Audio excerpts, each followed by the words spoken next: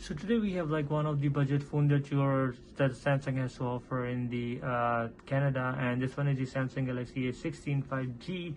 So we just discussed about like whether this budget phone is worth it at this price point. So this one is just retailing at the 269.99 right now in Canada, and it depends upon like if you have any offer from your carrier, so you might able just able to lock this one on a cheaper price. So before starting, I would like to just discuss about the specs of these phones.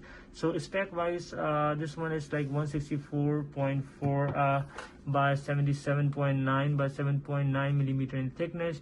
You get the glass front on the top, and the sides are made out of plastic, and the back as well is of plastic. So the frame itself you're just getting of the plastic, which would I assume like if you just drop this one, so that's more easy to break the front screen, because of plastic is obviously softer than the aluminum and the titanium that you're just getting. But yeah, you would expect the same thing in the budget phone. So with regards to the screen itself, this one is the Super AMOLED 90 Hz 800 nits of peak brightness. The screen itself is like 6.7 inches, which is 86% screen to body ratio, and the resolution that you're just getting over here is the 1080 by 2340 pixels, which is 19.5:9 ratio with 385 of pixel density. This one is the IP54 dust protected, and this will just protect you against the splashes and the this not to be like confused with the IP68 that the flagship phones has to offer. So out of the box, this phone comes with the Android 14, and Samsung promised like it will be just getting the 6 major upgrades. So that will be, you can say, around I think Android 20, you can say. I would assume like how that would just survive onto this device, because this device is already so much laggy, or you can say bloated with the Android 14, that I'm not sure like whether this device will be the future foolproof regarding the software upgrades that the Samsung has to offer. So on this one you're just getting the either way 2 options: Exynos 1330 with 5nm chipset, or the MediaTek Dimensity 6300 6nm chipset. So this one is the MediaTek Dimensity 6300 with 6nm of chipset.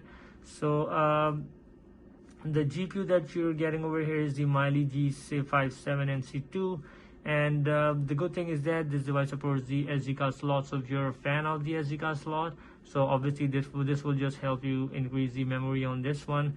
And this time, like if you talk about the design wise, so you can see like the Samsung has removed the 3.5mm headphone jack on this one. So if you're just coming from a 15 to this one, so that might be a bummer for you if you're just using the headphone jacks.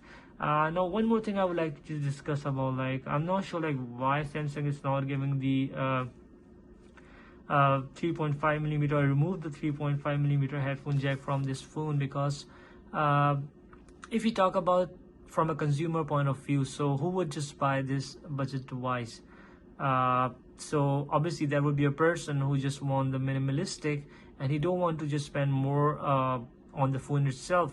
Giving the 3.5mm jack, I would assume like the Samsung is pushing people to use Bluetooth headphones. Now Bluetooth headphones are way expensive than what you get to see like a normal wired headphones. You can just get a basic wired headphones for 20 bucks, which would be of decent quality, but you might not able to just get that one with a decent quality if you just go ahead and just buy the Bluetooth wireless headphones. So people who just want the minimalistic would just go for this device, or who don't want to spend so much on the things.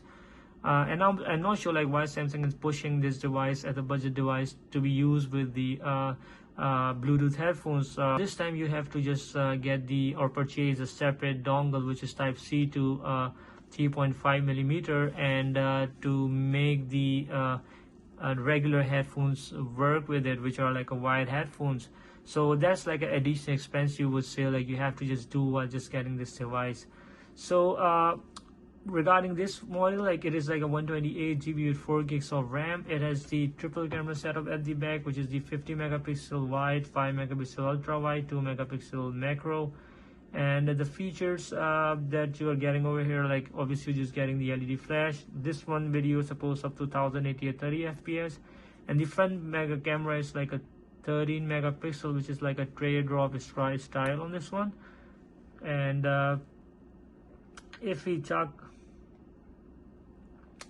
about the fingerprint scanner, so obviously like Samsung is keen enough to just give the fingerprint scanner and the powered button, which is, I believe, is a great choice. And this one has like a 5000 mAh battery. The color itself is the blue black color, which is quite nice in terms of reflection. And it supports up to 25 watts of wired charging, which is a great thing. Like, you're just getting what the Z Fold 6 has to offer on a flagship phone itself, and you're just getting that one on here. Now let's talk about the design of this phone. So you're just getting a 6.7-inch screen, which is, I believe, is very decent pixel density that you're just getting on this one, which is like a 385 ppi. And I didn't had any sort of issue regarding having this screen on this device. But the thing is that obviously this is a budget device, so the camera itself, like if you see on the backs, like these are not that great. These are just okay, just do the work if you want to take a picture. However, the rings that you see on this one is very much similar to the S25 Ultra that you will see on the Z Fold 6. So if you see, so these are very similar to the S25 Ultra. And this device itself, design wise, it doesn't feel Chinese or very, like you can say, cheap. It feels very much premium. And I would say, like, it, like by having a look on this one, obviously it feels very much premium. If you're just using the case, so you have to just keep it protected, the back side and the side, from the scratches, and the front as well, because there's not some kind of Gorilla Glass. This is the usual glass, because Samsung haven't mentioned like which glass you're just using onto this one. And I believe the glass will be much more scratchable on the front. So yeah, so my point on this device, like, it doesn't feel very much cheap if you compare the design language on with the flagship phone. So it's very much similar. You can see on the S25 Ultra with the triple camera setup at the back. With the regular, I don't have the regular S25 Plus or S25, so I would assume like this is very much a similar design language now the Samsung has to offer with from their flagship phones all the way down to their budget line. So they have just streamlined their design throughout. So if you're just using maybe this one, nobody would know like which phone you're using. Maybe they consider S25, S25 Plus. So yeah, it depends upon like what do you prefer in terms of getting the device. So yeah, so design has been very much streamlined throughout the Samsung devices. So if you talk about the design on the sides, you can see there's one power button, and then there's volume up and down, and on the top you get one noise cancellation speaker, and you have like a SIM card tray, which is like a dual SIM card tray, which has the SD card slot as well.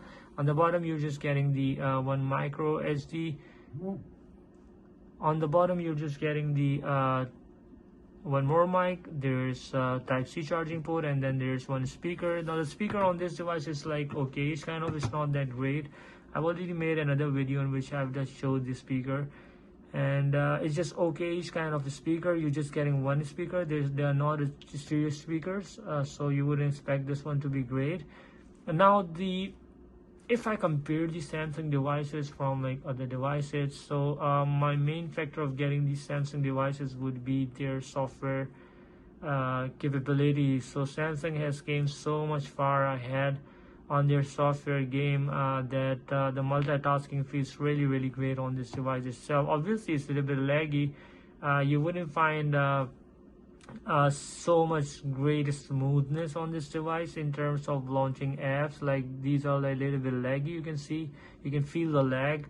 However, this screen is like 90 Hz, which is decent at this price point, because the main reason of getting this device would be the software itself, because if I compare with the S25 Ultra, which is next to me, so Obviously it's not the One UI 7 over here, but all of the features that you have it over here are the are almost there on the A16. So let's, for example, like if I want to use the multi-screen app and do multitasking, so if I just click it over here, so you would know like it has the open and split screen view, open and pop-up view. So these are like the basic things that you might want to use and are very much useful once you just want to like calculate on half a screen. And the half screen you might just watching some video and you want to just note down the notes down there, or you might need to make some calculations. So for this one, like the A16 would be so much helpful in terms of the software capabilities. I know like there are better devices in terms of when it comes to the A16, but like if you compare the software itself, it's so much optimized on this device and you're getting so much out of it, that I would say like this could be a great choice in terms of with these software, just considering the software itself. Now the battery life on this one has been great. Like I usually get like around 1 day easily with the medium to heavy usage, and you might want to just charge at the end of the day. This is like a 5000 mAh battery. So efficiency wise, the S25 Ultra has also the 5000 mAh of battery, but the thing is that the chip itself is very much efficient on the S25 Ultra than what you get to see over here. So the chip over here, Dimensity 6200, just consumes battery a little bit faster, but it still just make out through the day easily, like if you're just having a if you're just using this device from medium to heavy usage. Now the one more thing I didn't like about this phone is the fingerprint scanner itself.